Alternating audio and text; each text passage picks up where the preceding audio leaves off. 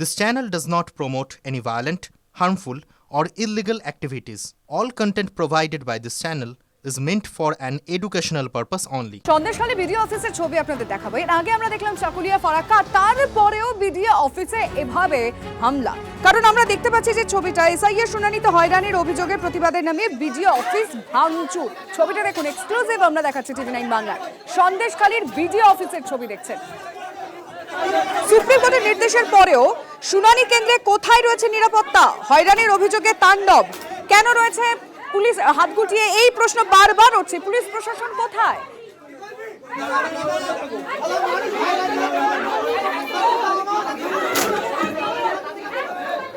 Sandeshkhali video অফিসের ভিতরের ছবিটা আপনাদের দেখাচ্ছি এই মুহূর্তে। আমরা আগে দেখলাম ফারাক্কা, তারপরে দেখলাম চাকুলিয়া ভয়ঙ্কর পরিস্থিতি হয়েছিল, তারপরেও আমরা দেখলাম সুপ্রিম নির্দেশ এলো, কিন্তু কোথায় কি?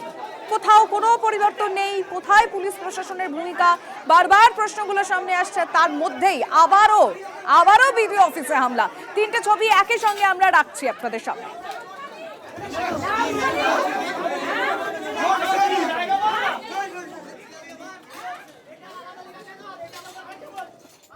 আমাদের হিয়ারিং চলছিল 53-57 ওয়ার্ডে খাটগাছি গ্রাম পঞ্চায়েতে।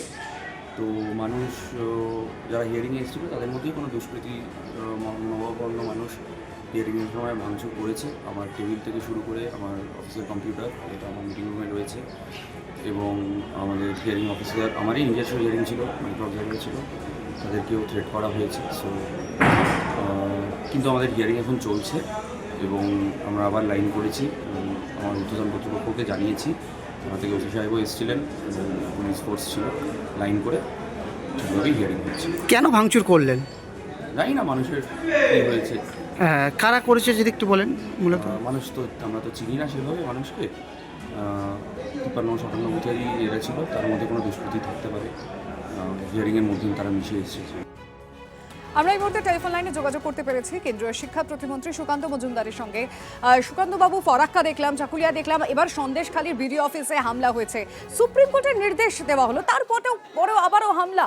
পুলিশ প্রশাসনের ভূমিকা নিয়ে প্রশ্ন উঠবে, আপনি কিভাবে দেখছেন বিষয়টা? রাজ্য সরকার হামলা করাচ্ছে, দেখলো পুরোটাই প্ল্যানফুলি করানো হচ্ছে রাজ্য সরকার। এবং আজকে তো কোর্টে বেলডাঙ্গা নিয়েও রাজ্য সরকারের মুখ পুড়েছে, সেখানে কোর্টের অবজারভেশন এসেছে, দেখতেই তো পাচ্ছেন। তাদের স্পষ্ট বলে দিয়েছে যে এইভাবে জনগণের সম্পত্তি ধ্বংস হচ্ছে আর পুলিশ বাহিনী দাঁড়িয়ে দাঁড়িয়ে দেখছে, এটা মেনে নেওয়া যায় না। তো এই আজকে কোর্টে তো এই জন্যই রাজ্য সরকার বারবার কানমলা খাচ্ছে। রাজ্য সরকার ইচ্ছে করে সন্দেশখালী, ফারাক্কায়, বিভিন্ন জায়গায় এই ধরনের অরাজকতা তৈরি করার চেষ্টা করছে।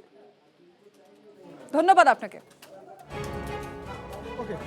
এটা দীর্ঘদিনের মানুষের উপর যে হেনস্থা কন্টিনিউয়াস চলছে, তার ক্ষোভের ফল। মানুষ ক্ষুব্ধ। আজকে এই জায়গায় পৌঁছেছে সম্পূর্ণ দায় বিজেপি নেতৃত্বের। তারা এটা চালু থেকে যে পরিমাণ উস্কানিমূলক বক্তব্য দিয়েছে, বক্তব্যের ফসল আজকে এই রকম ভাবে আমরা দেখতে পাচ্ছি। তবু নির্বাচন কমিশন এবং বিজেপিকে বুঝতে হবে যে জনরোষ সামাল দিতে গেলে তাদেরকে নিরপেক্ষতার সঙ্গে কাজ করতে হবে। একটা সুষ্ঠু প্রসেসকে পরিকল্পিত ষড়যন্ত্রে পরিণত করলে এই রকম ফলই হবে।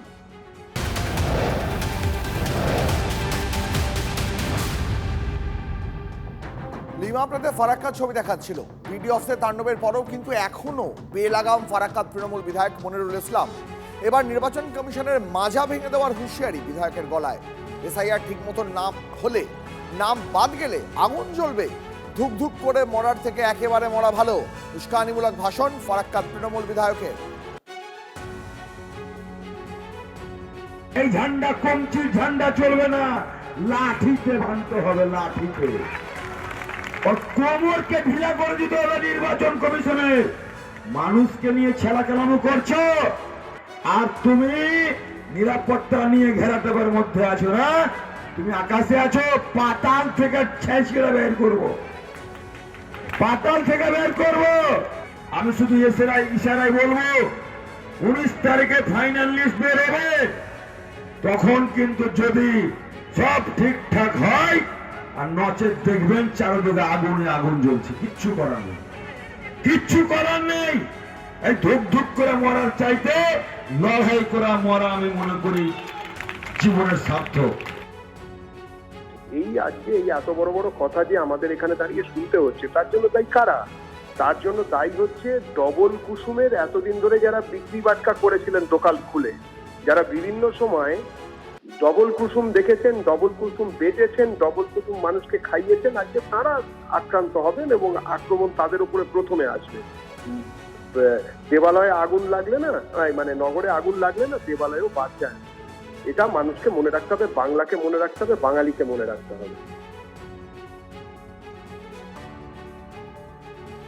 ছবি এই মুহূর্তে আপনারা দেখাচ্ছি 14 তারিখের ছবি, 14 জানুয়ারির ছবি। ফারাক্কায় বিডিও অফিসে ঢুকে তৃণমূল নেতা এই মনিরুল ইসলাম, তার নেতৃত্বে একেবারে তছনছ করে দেওয়া হয় গোটা বিডিও অফিস, নথি ছিঁড়ে ফেলা হয়, এমনকি সরকারি কর্মীদের দিকে চেয়ার ছোঁড়ার অভিযোগ ওঠে। সেই ভিডিওটাও দেখুন এই মুহূর্তে আরো একবার। এটা 14 তারিখের ছবি। ফারাক্কাতে বিডিও অফিসে ঢুকে তাণ্ডব চলে কার্যত তৃণমূল বিধায়ক মনিরুল ইসলামের নেতৃত্বে, এমনটাই অভিযোগ। এখনো সেই ঘটনার পর কিন্তু কোনো অনুশোচনা নেই তৃণমূল বিধায়কের, বরং এখনো তিনি একই রকম ভাবে বেপরোয়া, একই রকম সুরে হুঁশিয়ারি দিচ্ছেন তৃণমূল বিধায়ক।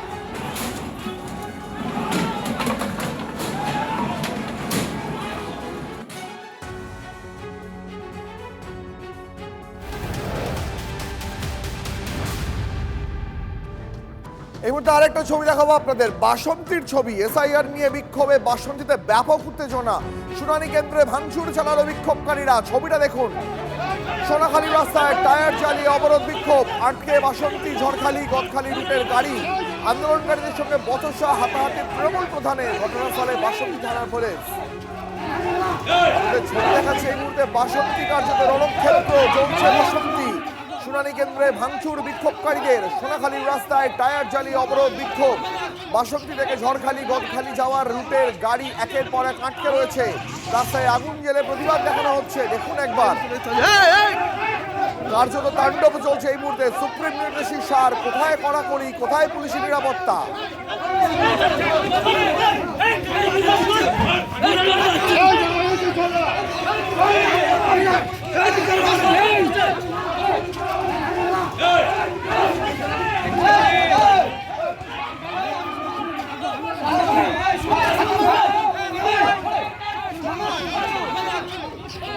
সম্পত্তি ভাঙচুর কখনোই কাম্য হতে পারে না, কিন্তু মানুষের যে ক্ষোভ, আরে যারা বাংলার মাটি জানে না, শুধু এআই সফটওয়্যার দিয়ে সব হয়ে যায়, এটা লজিক্যাল ডিসক্রিপেন্সি। তার জন্য চাকরি বাকরি বন্ধ করে কাজকর্ম শিখিয়ে তুলে তাকে হিয়ারিং এর শুনানিতে হাজিরা দিতে হবে।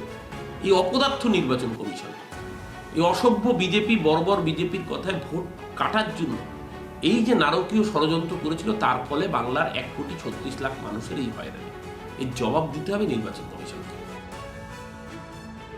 একজন পার্ট টাইমার রাজনীতিবিদ এবং ফুল টাইমার তোলাবাজ, তিনি বিভিন্ন জনসভা করছেন এবং সেই জনসভার মধ্যে তিনি মাঝখানে জ্যান্ত ভূতেরকে দিয়ে র্যাম্প ফাটিয়েছিলেন। আমি প্রশ্ন তুলেছিলাম যে জ্যান্ত ভূতের সাথে সাথে এই র্যাম্পে সেই বিএলওদেরকে হাঁটানো হোক যারা জ্যান্ত মানুষকে মৃত দেখিয়েছিলেন। তারপর থেকে জ্যান্ত ভূতের কাহিনী আমাদের রাজ্যে আর বেশি শোনা যাচ্ছে না।